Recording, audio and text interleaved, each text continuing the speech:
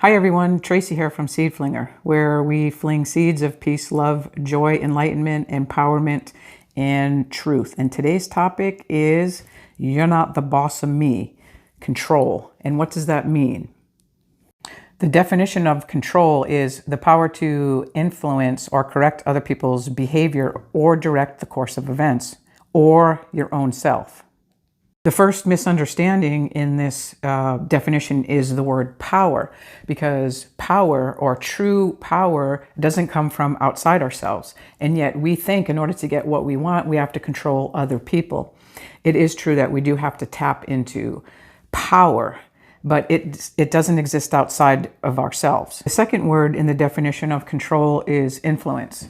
And if we just changed the word from influence, because it kind of sounds like you're coercing, manipulating other people to get what you want, and change it to inspire, then it leaves other people free will to actually make that choice. Instead of influencing, you're inspiring. So it's more of an attraction rather than a promotion. There's a big difference between needing something and being needy. Because when I'm needing something, it simply means that I'm wanting it, but I don't know how to go about getting it. Being needy means I'm relying or being dependent on other people in order to give it to me or to conform to what I'm holding in mind. We are made up of energy, and energy attunes to like attractor fields.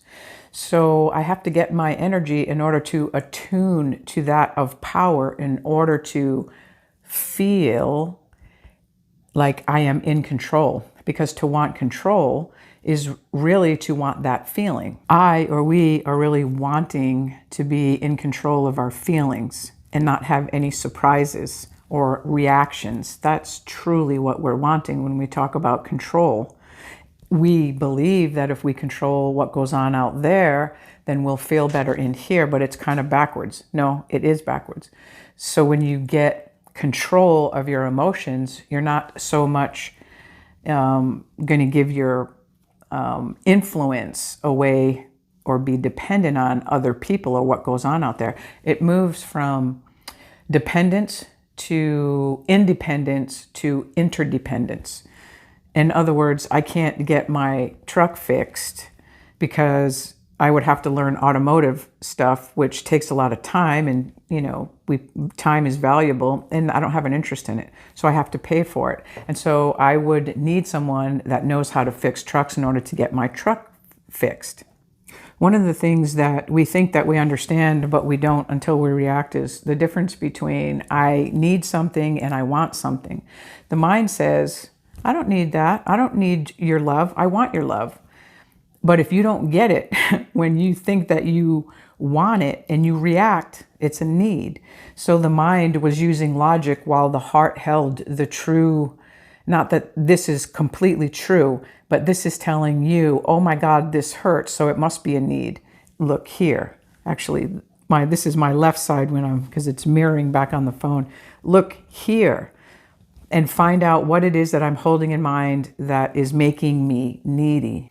And because the world is a mirror reflection to our energy, when we stop controlling other people, they stop controlling us.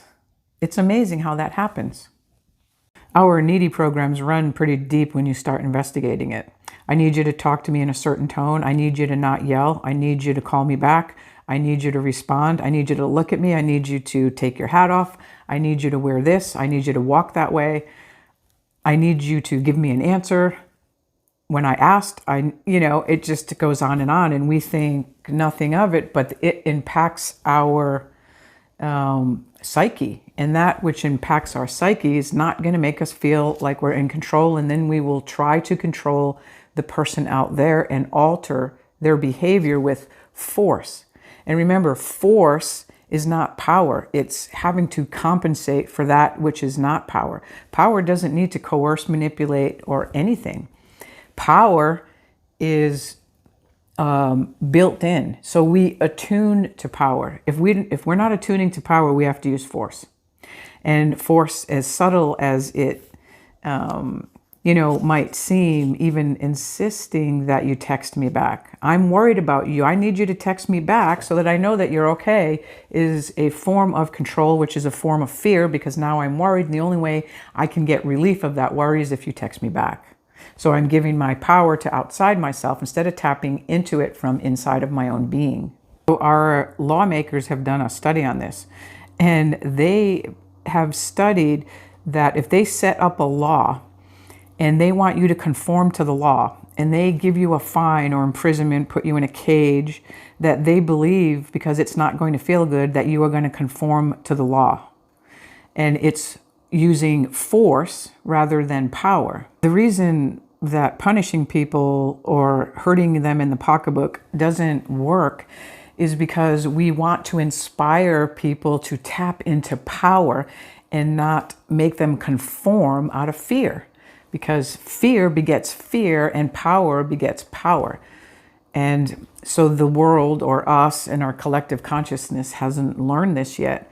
We haven't learned that power is a much stronger energy field than force. Besides someone passing a rule, let's say someone, what about prohibition and drinking? So back in the day, it was against the law to drink. So if you drank, you could get arrested. As a matter of fact, even today, you can only drink in your home or in a bar. You can't drink on a bike while you're walking in a car.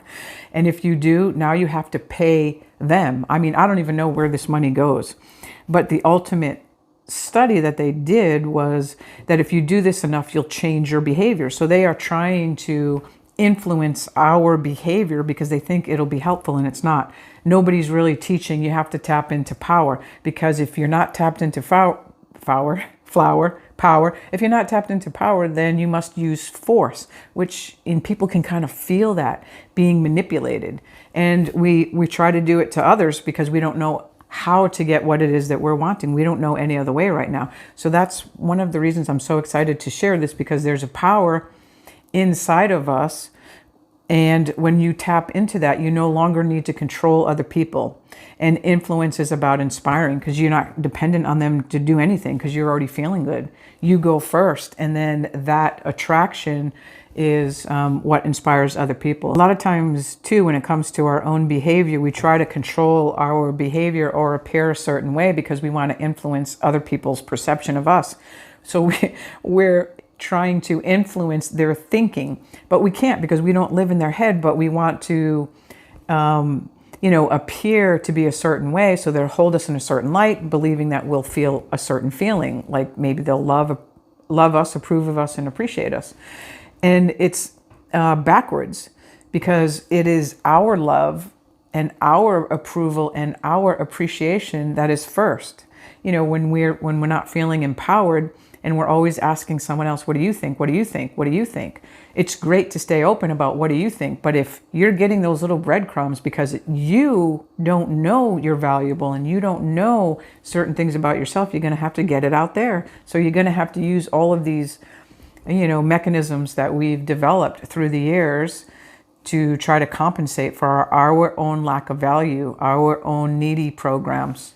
This is how the mind operates. And when you are just aware of them, it begins to change it. Just being aware, because before we were unconscious, we didn't know that we had these programs going on. So if you're a control freak, and it's not your fault. You're trying to feel good. And the world doesn't teach this right now.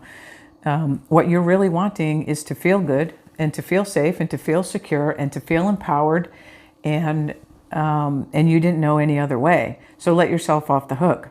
Forgive yourself, and move forward from whatever you got from this particular video. That using force, you may get what you want, but you're not going to get respect and you're not going to get power. Force doesn't create power. Power begets power. And so tapping into that energy field of power, and I'll do another video on power and how to tap into that. It's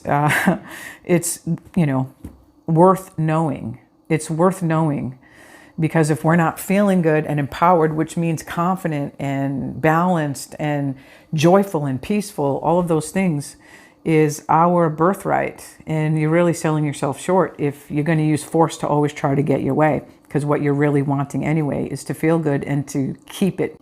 So here's a situation that I had in my life where someone called me up and they said, Tracie, you need to be here at 10 o'clock and you need to bring 10 boxes and I'm going to be doing this all day. And I thought to myself, wait a minute, I have something going on.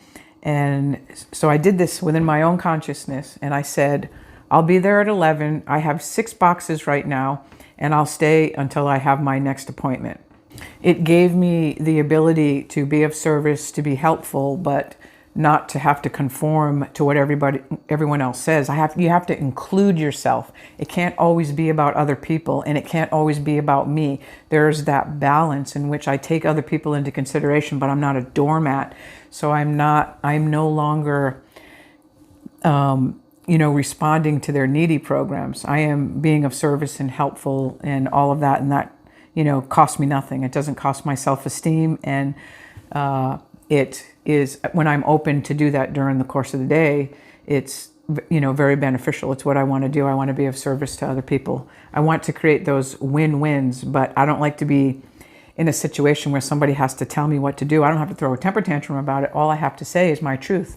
I have 6 boxes and I'll be there at such and such a time. And, they either say yay or nay. If they say, you know what? No, I said 10 o'clock and come with 12 boxes. Then I'm going to go, okay, well, I'm unable to do that. And I don't have to do anything else. And that to me is not having to control them. It's not having to control myself. It's not having to make myself do something in order to please them. It's living my life authentically and as a free being and allowing them freedom as well. Because if when you tap into power, you are allowing people their free will. The only exception is if something takes away from somebody's life, as in, their life is imminent. And then we would jump in, we wouldn't, but we wouldn't be able to do that if the universe didn't support that, believe it or not. Peace isn't rigid where it has to control things. Peace is flexible and allowing because peace is peaceful. It's stress that has to use force because stress is anxious. And it doesn't have its balance. It doesn't have its peace. And so people that are stressed are the most control freaks because they are trying to get to a state of balance and they are believing that if I can control out there, I'll feel good in here. And that's not at all how it works. How can you feel good out there? It's not going on out there. It's going on in here. This is where you're feeling out of control. So control is about experiencing peace and not being in stress. And we just have it backwards. We were all trained this way. I only know 2 people, that got this instantly. The rest of us have to trudge through and move through these programs of the mind that have told us anything that you want is out there, go get it. And really everything you want is in here and you already have access to it. I love knowing that. I wish that I had known this when I was growing up, but I didn't.